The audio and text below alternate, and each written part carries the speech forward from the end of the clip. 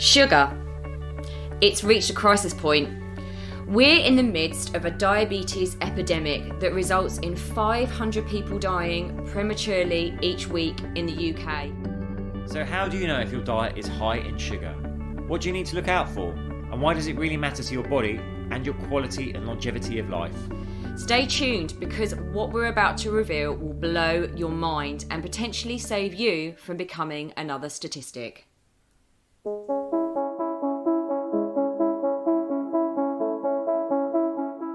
Hi, I'm James Davis. And I'm Claire Davis. We're the Midlife Mentors, here to lift the lid on how to achieve health and happiness. The balanced, no-nonsense way.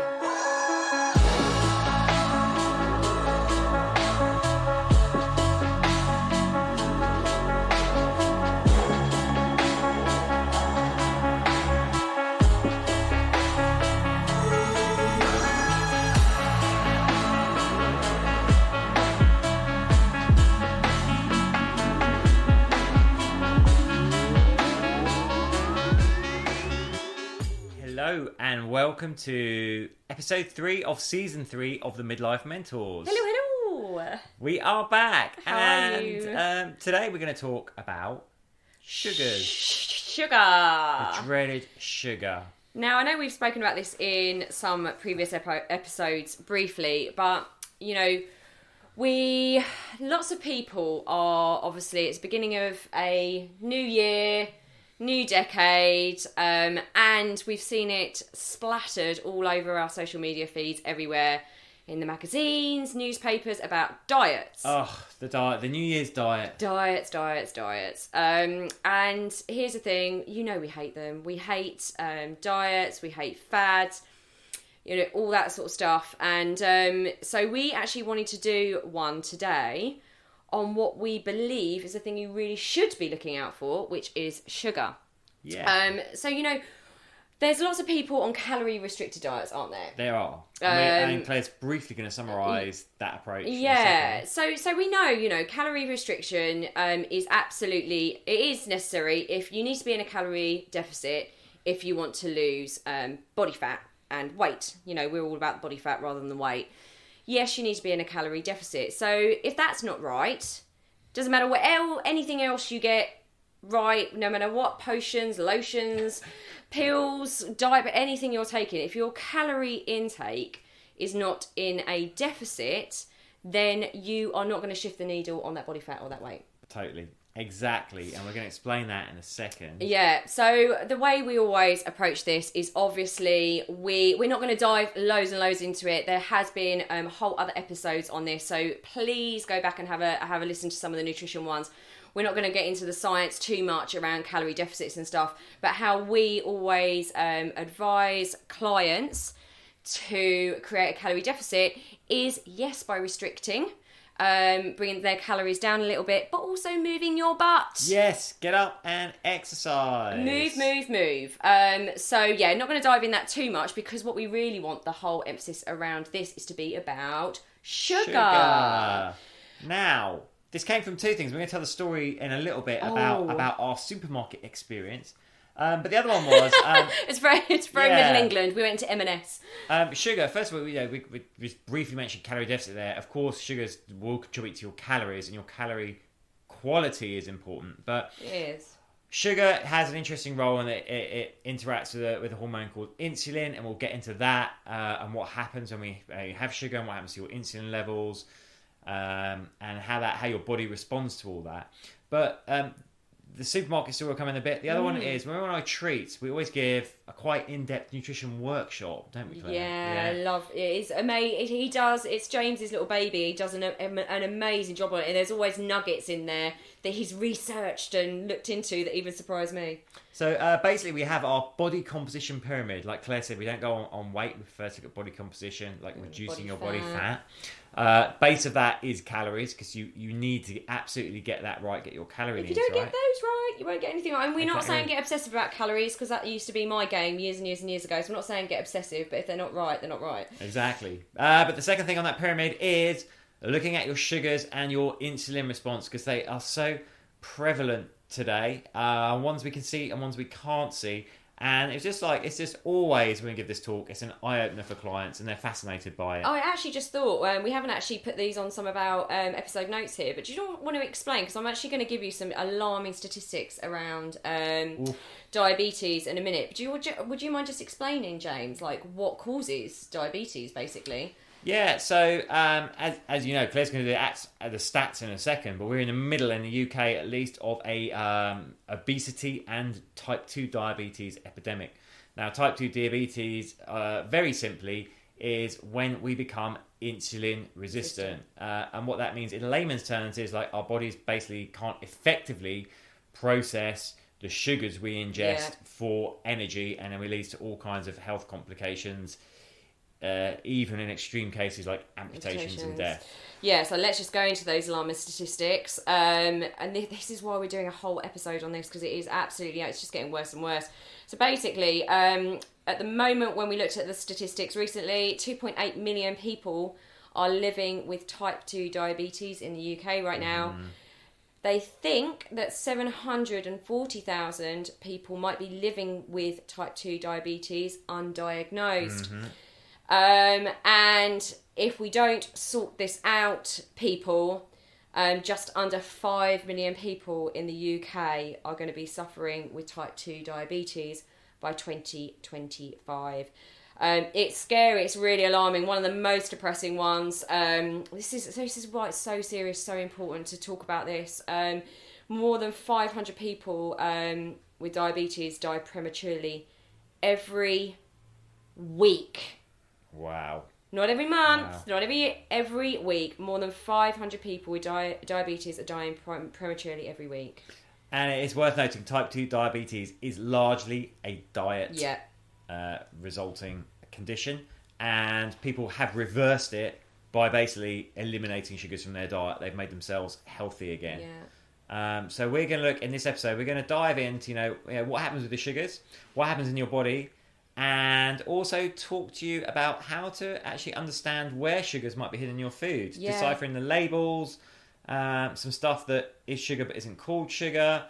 It's all worthwhile stuff. Shall I just talk about when we went into M&S? Because that was one of the inspirations. It was. We just did a little post on this, but basically we went into, and I'm just going to talk about things masquerading as healthy, and then I'll let James do all the science because he's really, really great at that.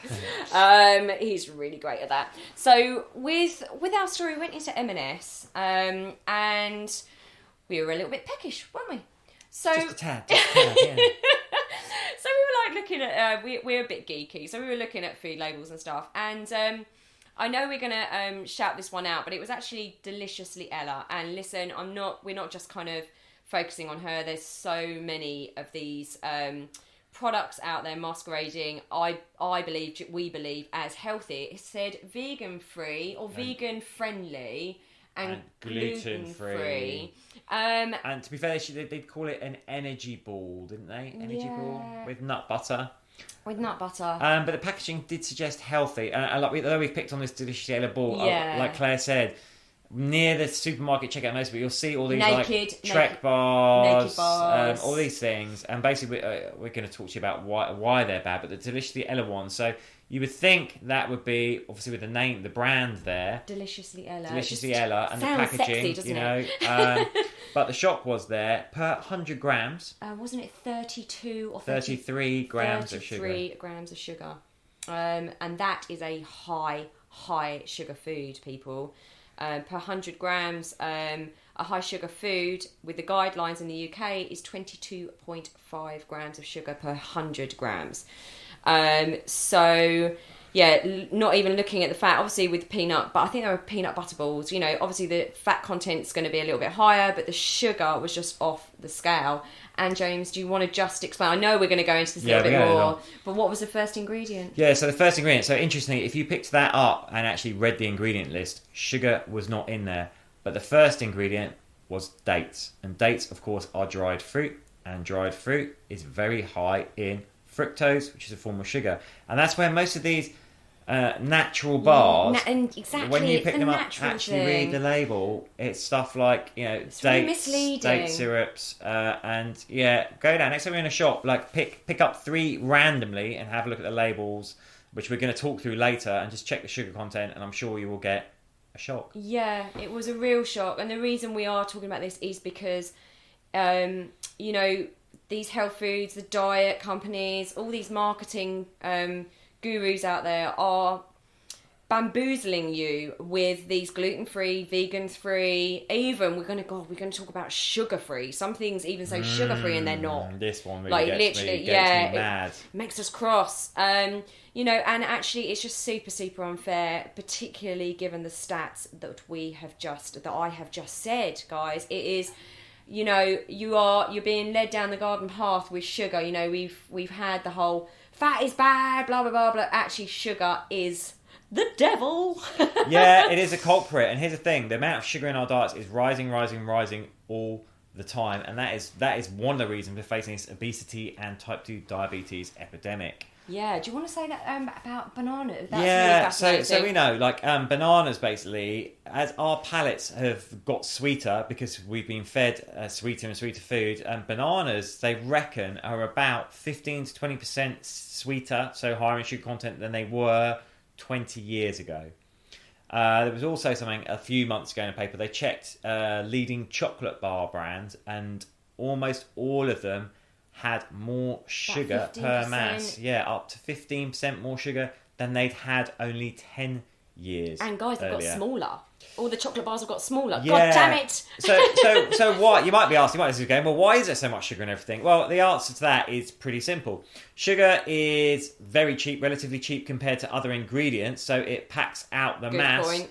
Our taste buds crave it. It tastes really nice, and it is also highly addictive. Some studies even say as addictive as cocaine, because it actually releases dopamine in the brain, which is the same as cocaine, so it makes you crave it more and more. You want to crave that hit. So that's why when you have that kind of, we've all had it, that carb slump or whatever, post-lunch slump, and you reach for that chocolate biscuit or whatever, your energy levels are going to go sky high, rocketing. James will explain a little bit more about that, and then they'll come crashing down. But that's why you then want another, because it is highly, highly addictive. These manufacturers know what they're doing. They do. So they've got like a really cheap ingredient that makes you crave more of it, and they can pack it into the foods. So there we go. Now, for those of you looking for your health goals, why is sugar important? Well, number one, it's what we call an nutritionally dense food. Like sugar on its own has a lot of calories. So if you're trying to lose body fat, lose weight, obviously cutting down on your sugar is going to reduce your calories overall, and that makes common sense. But for a lot of us, I think, we'll look at that and go, well, I'll just stop having jam on my toast and I won't put as much sugar in my tea or coffee, or I'll cut that down. And that's great, by the way. But so many people don't realise where all these extra sugars are coming into our diet, and that's what we're here to talk about today. So, I was going to say the other reason is linked to the diabetes and our insulin response. So the calorie needs, that's one. The other one is insulin. So insulin is a hormone that is naturally produced by the body. Basically, when we eat, I'm going to simplify the body energy exchange process. When we eat, food is insulin is released to convert food to get food to energy. So it's converted to glucose, which is the energy that is available now. So like, when would you want that now? You're doing some sort of endurance event, you're low, you pop like a jelly baby, so that's high sugar, that's going to release the energy straight away.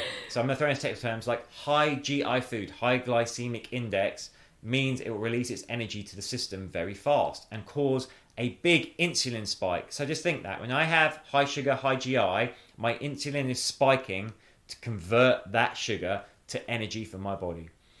The rest of the chain is if what you don't use there and then converts to glycogen in the muscles for energy, what we don't use after that then converts to body fat. So obviously an excess of energy going in, inputted energy that we don't then expend, will eventually end up as body fat if we don't expend it. I hope that makes sense. Yeah, no, it does. It makes perfect sense. I hope it does. Obviously, guys, give us a shout if none of this makes sense. This is our passion. just let us know, because we would love to explain it to you in more detail. But hopefully that gives a summary. We've only got so much time. Exactly. So where it gets interesting with the insulin is we have this thing that we call it the insulin roller coaster, right? So generally we'll wake up in the morning, we've fasted overnight, and we will break fast breakfast. That is where the word comes from, by eating something. And when we eat, of course, we'll release insulin to process that food for energy, and our energy levels rocket and our insulin rockets. Every high is followed by a low, so we get a slump. And the way sounds very philosophical. It does. But the way I relate it to people is like, you had that morning, you've rushed into the office, you've had your chocolate croissant and your skinny latte with loads of syrup in it. I used to have that. You're buzzing. But then like half an hour later, you're like struggling not to put your head on the desk. And it's only 10 o'clock in the morning. Yeah. So you go and have like a biscuit or another milky coffee with some sugar, and you feel amazing again. And then you crash again. So that is the insulin roller coaster. Now, why does this matter? There's a lot of research now that shows like the bigger your roller coaster is, the more extreme those ups and downs are, the more likely you are to store energy as fat, particularly in the abdominal regions. And this is like, if we think about your car, I'm going to use an analogy for a minute. A car? Your body. And that's why I was really getting the analogy mixed up. Your body is a car engine, right? We can think of the food going in as the fuel, the petrol, and the insulin is like fine-tuning it. So when we're keeping our insulin levels like regulated and low and steady, we are super efficient at using that energy. So that means the energy we take in, we're burning it off, our bodies are primed, like our engine is firing well. When we've got these big roller coasters, in effect, our engine's misfiring, we're not converting that energy as well. I hope you're following me here. Yeah, no, I am. Good. I hope I am. So, the key takeaway is, like, we want to try and minimise through the day our high GI foods and minimise those insulin spikes, because in extreme cases, and this is how type 2 diabetes develops, in extreme cases we become what you call insulin resistant, which means the body just stops working effectively, convert food to energy, and you get all the health complications. What we want to do is become more insulin sensitive, so that when we eat food or drink something, it's used for energy hyper effectively, which in turn will make us less likely to lay it down as fat, and it just means that our body's working more efficiently. It also, we've talked about timing of food before, but like James said, what we want to do is not be having too many sugars as well before we go to bed. Because we're not using that as energy. James just explained how the energy system works. If we're really laying in that sugar, scoffing the chocolate biscuits before we go to bed. Even, guys, fruit. We could do a whole podcast episode on fruit.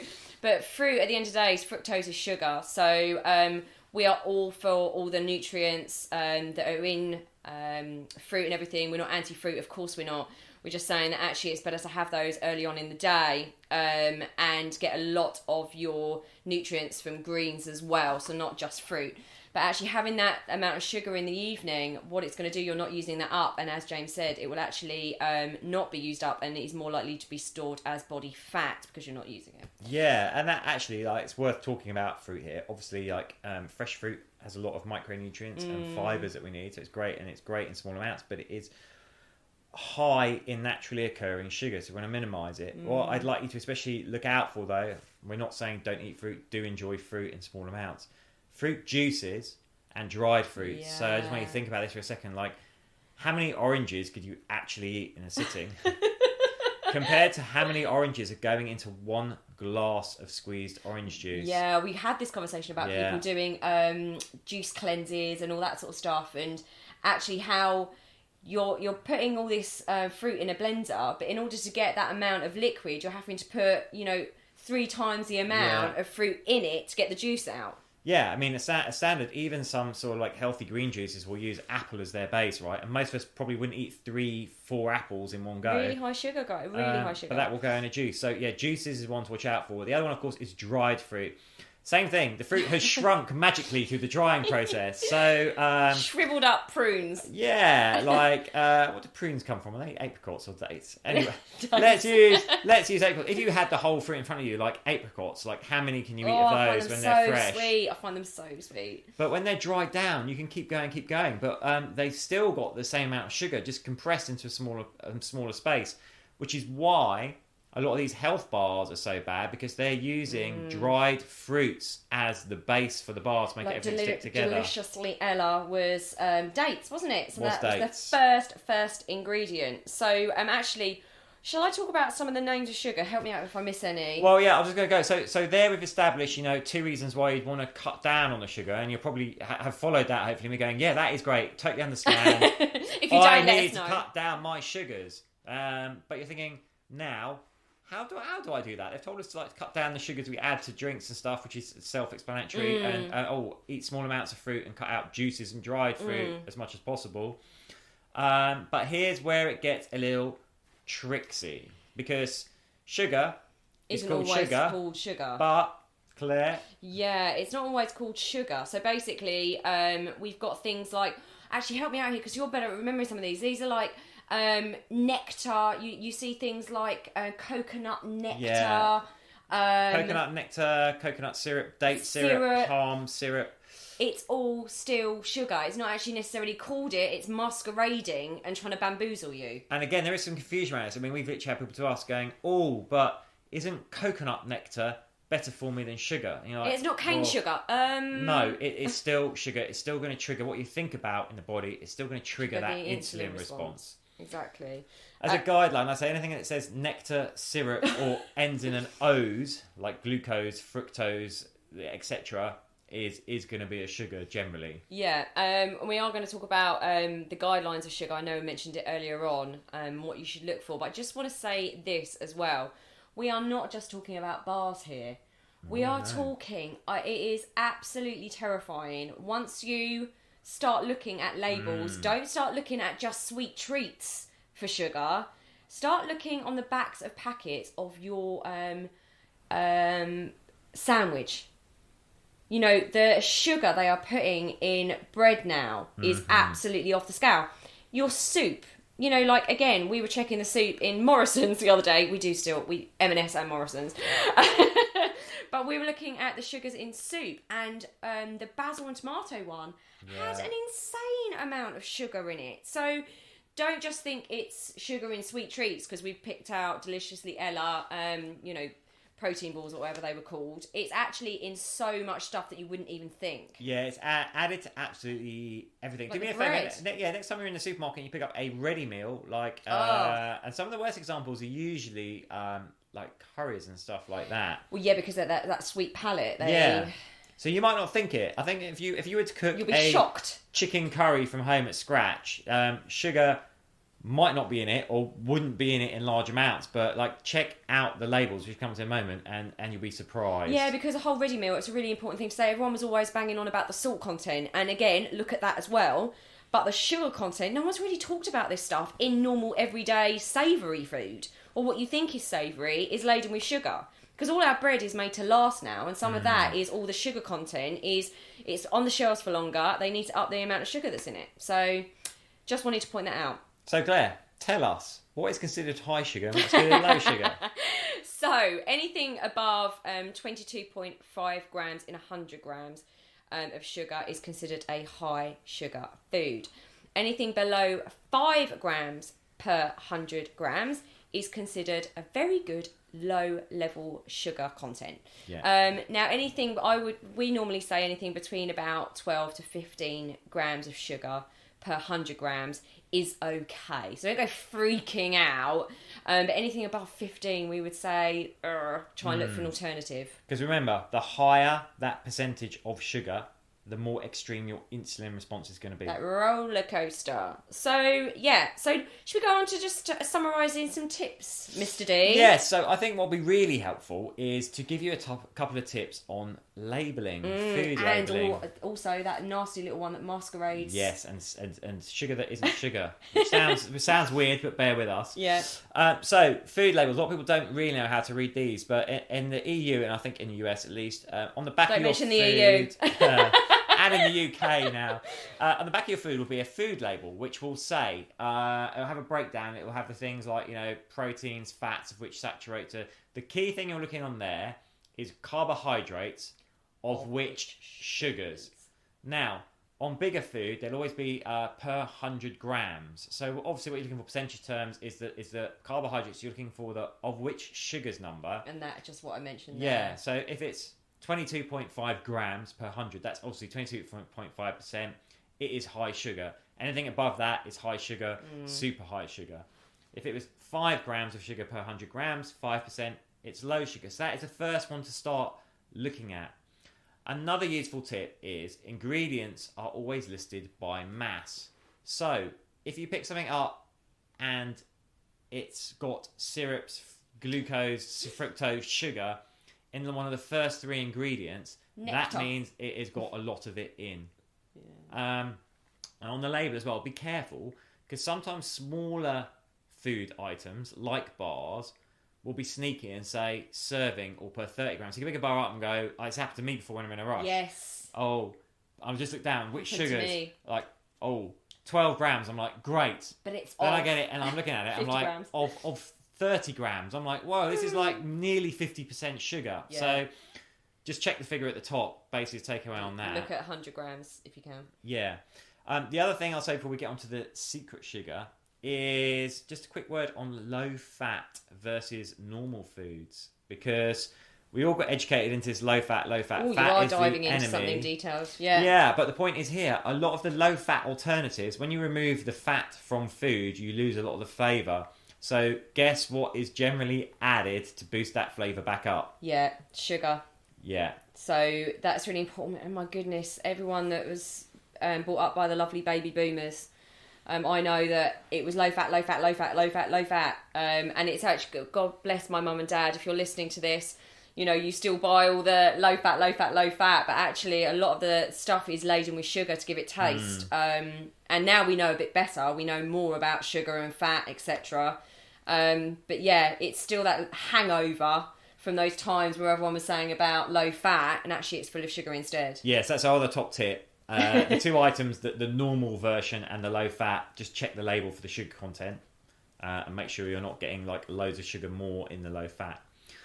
The final one here is the sneaky one. This is the sugar that is not a sugar. So what do you mean, Mr. D? What do I mean? I have seen granolas, mueslis on the shelf that proudly say sugar-free. And I've gone, wow, that's amazing. I picked it up. I read carbohydrates of which sugars. There's some in there because you've got the naturally occurring from stuff. Well, this is good. Then I read the ingredients label.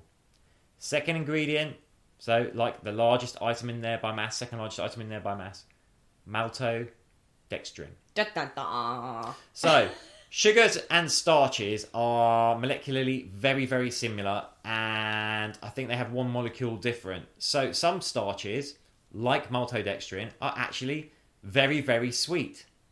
But technically and legally, currently, there's a petition to change it, they don't have to be labelled as a sugar or sugar content. So, at the moment, food manufacturers could quite literally add no sugar to their thing, but absolutely stuff it with maltodextrin, which is very sweet, and will still spike your insulin response in the same way as sugar, but say sugar-free. So, that's our final tip. Let's review those. Number 1, read the labels. You're looking for carbohydrates of which sugars. 22.5 is high, so you're looking for lower than that. Really try and get below like 15, 16 or lower. Always check low fat versus normal and check they haven't added more sugar to the low fat version. And lastly, if you're not seeing a lot of sugars in there, just do a final check of the ingredients for maltodextrin. Yeah, absolutely. Look, let's not get obsessive about it, but it's just about awareness, because those stats, You know, it is terrifying what manufacturers are doing, and there is hidden sugars in absolutely everything. So the more awareness we have, the more we can avoid being one of those statistics. Yeah, and like Claire said, don't get hung up on it. Still enjoy your treats in moderation, but just educate yourself and take a look. I think you'll be surprised, and it will also make a big difference to your body composition if you can start noticing and cutting out these hidden sugars. We hope that helps. And basically, you know, if you are listening to this and thinking, oh my gosh, that's just amazing, which we hope you are. I didn't know that. If you're one of the people out there that like to help other people, please do share this on your social media channels, email. If you haven't left us a review as yet, it really, really does help us, and it will help other people as well find us. And hopefully, you know, we can help more people. So, yeah, if you want to share this, please feel free and do so. Yeah, we'd love you to share it. Spread the good word. And we'll be telling you a little bit more about our upcoming projects really, really soon. We will indeed. Super exciting stuff. We're sending you so much love wherever you are listening to this. And, yeah, big hugs. Take care. Bye-bye.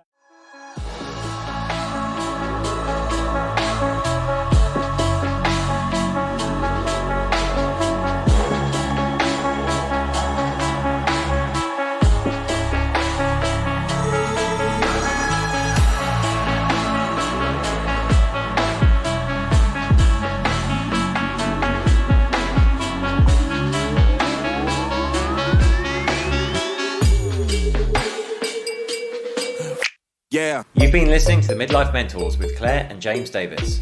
We'd love to hear from you. So drop us a line at info@themidlifementors.com with any questions or topic suggestions. And make sure you join us on our Facebook page and YouTube channel. You can find us under the Midlife Mentors. Yeah.